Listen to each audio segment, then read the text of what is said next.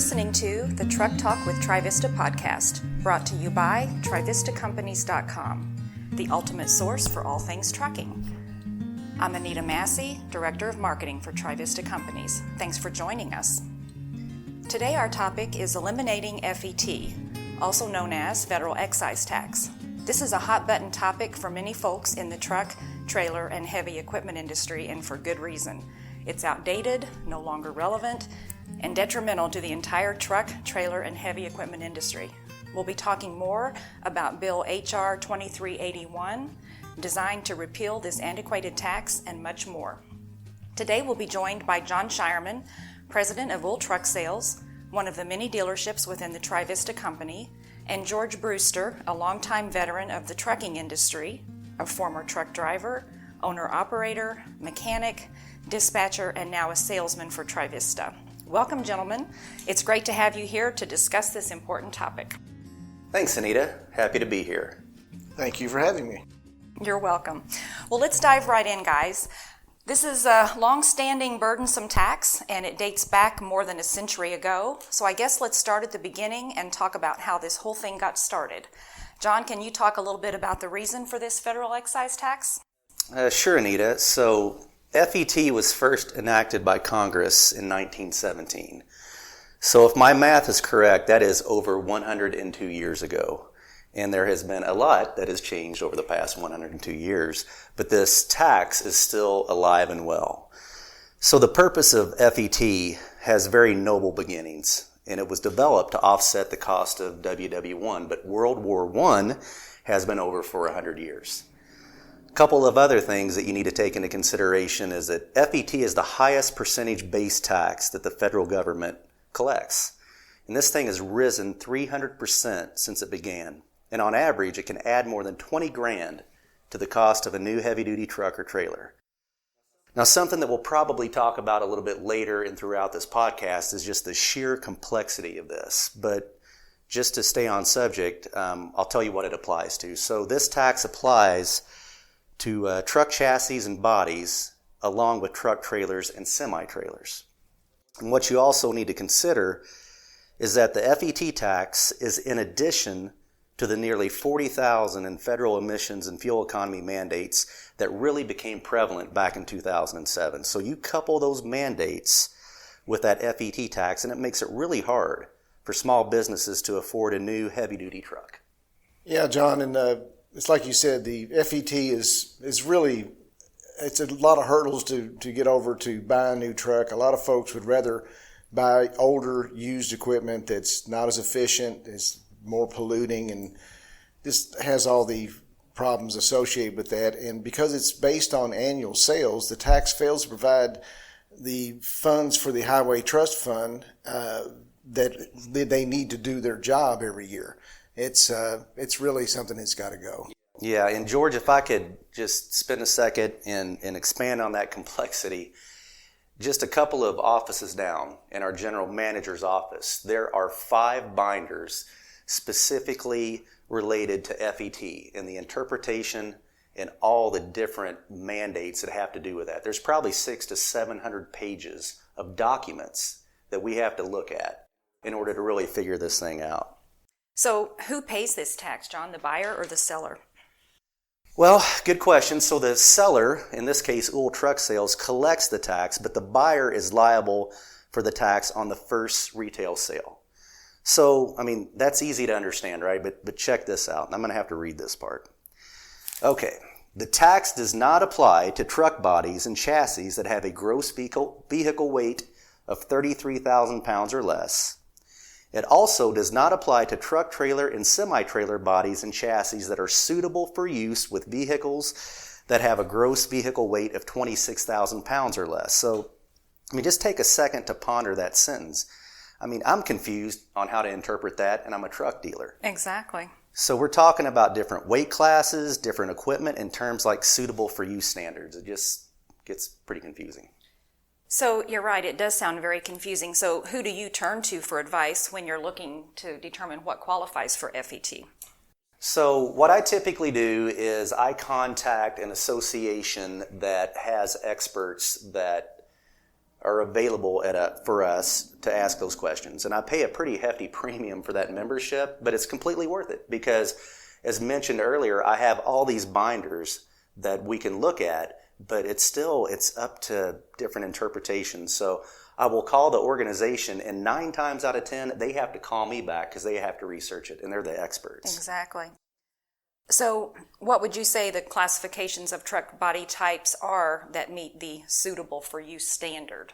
So just in the spirit of full disclosure, I got to read this too, because there are certain things that I cannot commit to memory. So, all right, it's going to be platform truck bodies that are 21 feet or less in length, dry freight and refrigerated truck van bodies 24 foot or less in length, dump truck bodies with load capacities of 8 cubic yards or less, and packer truck bodies with load capacities of 20 cubic yards or less. So, to my point, there's a lot of complexity here. Yeah, a lot of detail for sure. I can see where it would get tricky. So, we're audited every year, right? Sometimes, at least every other year.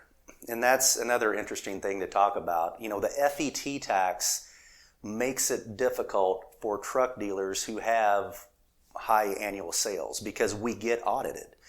If you look at some of the smaller facilities, they're probably not going to manage FET like we do.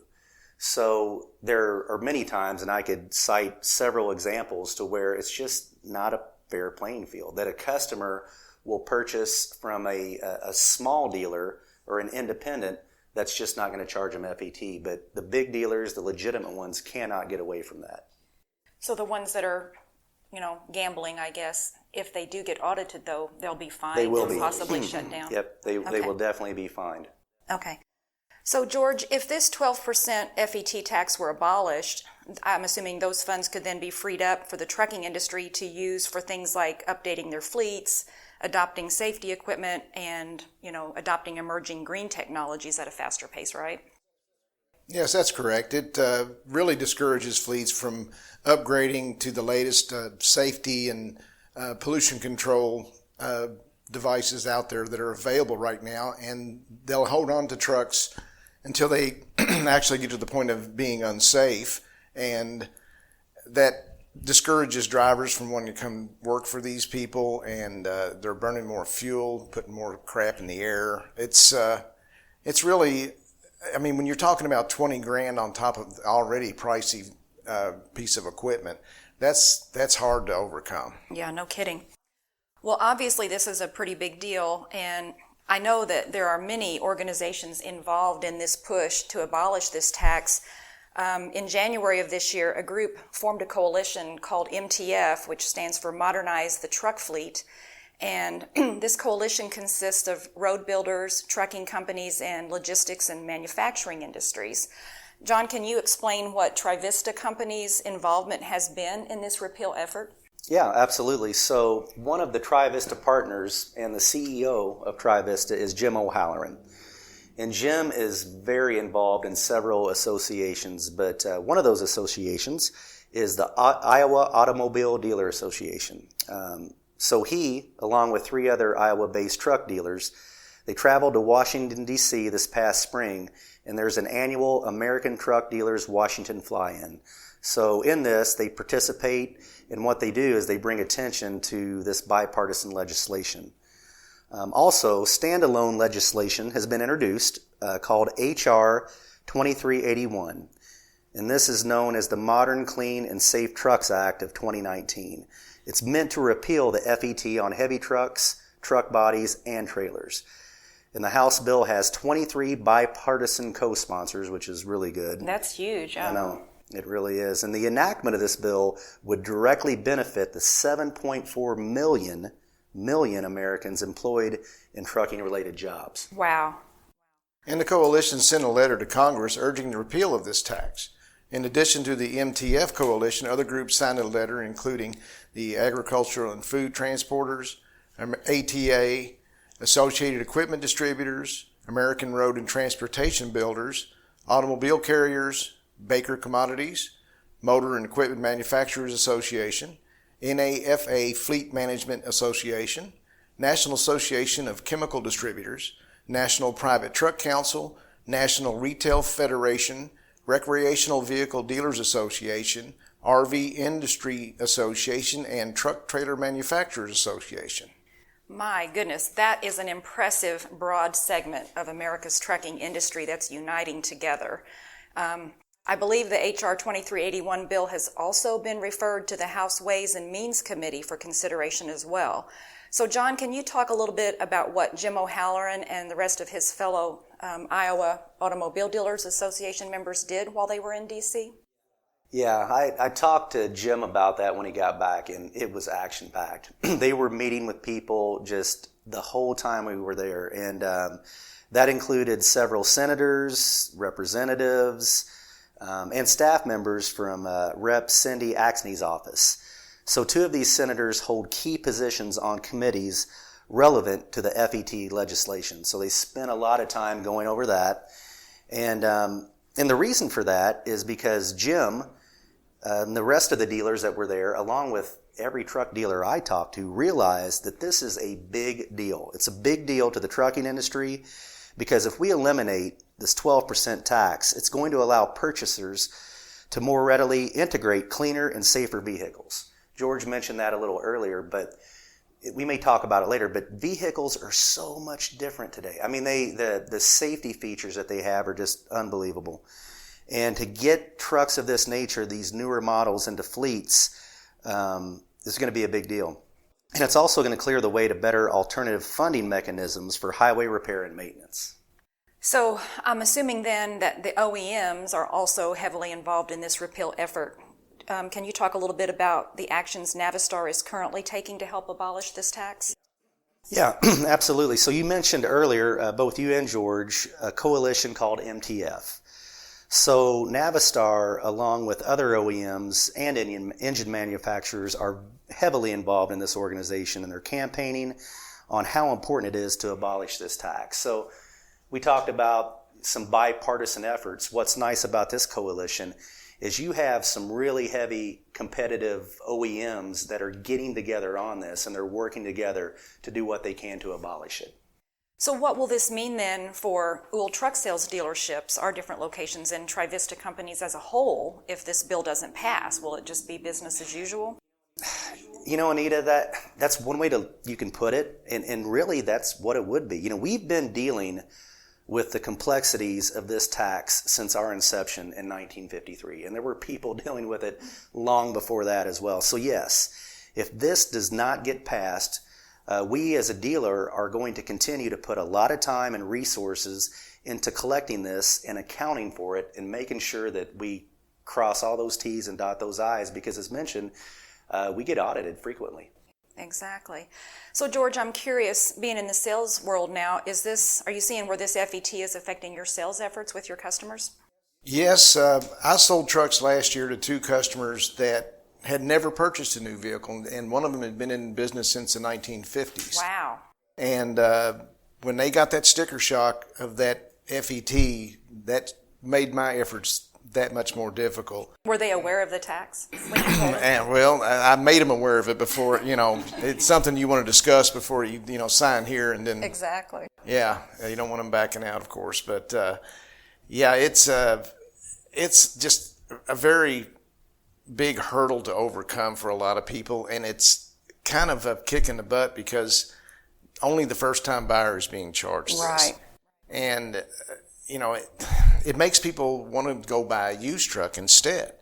And when you don't have the blind spot monitoring, the radar, the adaptive cruise control, the rollover prevention, the increased fuel economy, all the benefits that come with these newest vehicles. The latest trucks are amazing. They are.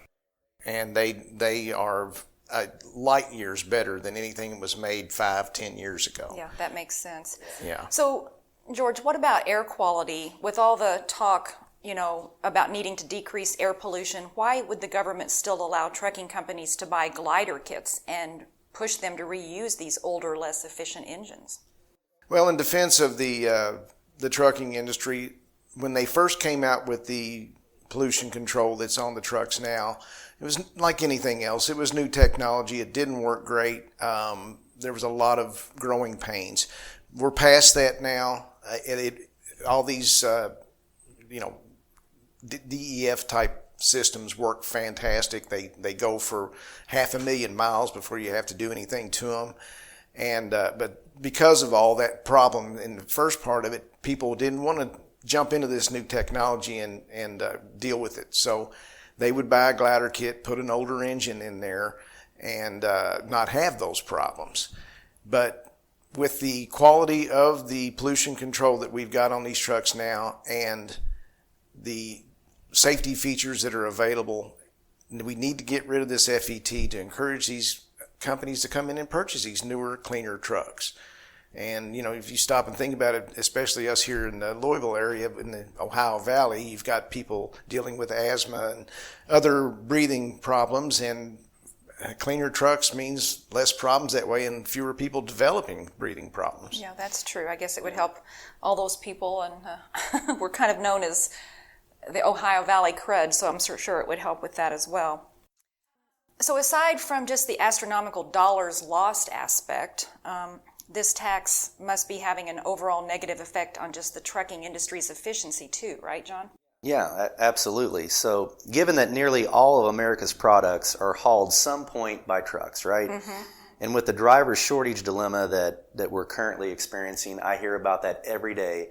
I hear accounts of mine say, John, I'll be happy to buy a truck, but it needs to come with a driver. I mean, there is a huge problem with that currently. So given that, you'd think that the federal government would want as few problems as possible. So trucking companies who have newer fleets have far fewer breakdowns and a much better driver retention. And the FET tax forces trucking companies to hang on to these old trucks like we've been talking about. They got to hold on to them a lot longer than they should. So therefore, there are going to be more breakdowns. And you're going to have that, service issues, downtime. It's a mess. And nothing drives a trucker away faster than continually experiencing that downtime when he can't be earning money. Yeah, no kidding. And that obviously defeats our goal of delivering maximum uptime. And we don't want that. So, well, guys, we're about out of time today. Is there anything else you'd like to share on this subject that we haven't covered today? Well, Anita, I think the three of us made a very good case on why FET needs to be abolished or heavily reformed. I shouldn't even say that. Let's just stick with abolished right now. It's important for truck fleets and owner-operators to be encouraged to get into late model equipment. I think we've definitely made a case for that because if you just look at the safety improvements and how those have dramatically changed. And that can be difficult to do. It can be difficult to accomplish that if we can't take this tax out of the equation. Yes, and the FET, it's outdated, needs to go away. And having been on the other side of the trucking industry as an owner, I know the road taxes that these trucks pay every year, and those funds are being diverted to other things, and that's wrong. The government needs to use those funds to do what they are designated for, to take care of our infrastructure and if you do away with the FET, you're going to have better equipment out there that's going to be safer, less polluting. I mean, it's a win-win for everybody. It's something that really needs to happen. That makes sense, George. Well, John and George, this has been an enlightening conversation, and I really appreciate you taking the time to sit with me and educate our listeners on what this tax is all about. Hopefully the momentum is going to continue to build on the repeal of this tax. It's obviously hurting the trucking industry. And I think we may just have to do an update at some point as this bill works its way through the halls of D.C. So I'm asking now, can I count on you guys to come back? Most definitely. George, you in? No problem. Anytime. All right. Well, we hope you've enjoyed this edition of the Truck Talk with Trivista podcast. You can find more podcast talks or general information about Trivista Companies and its many dealerships at trivistacompanies.com. Until next time, be safe out there.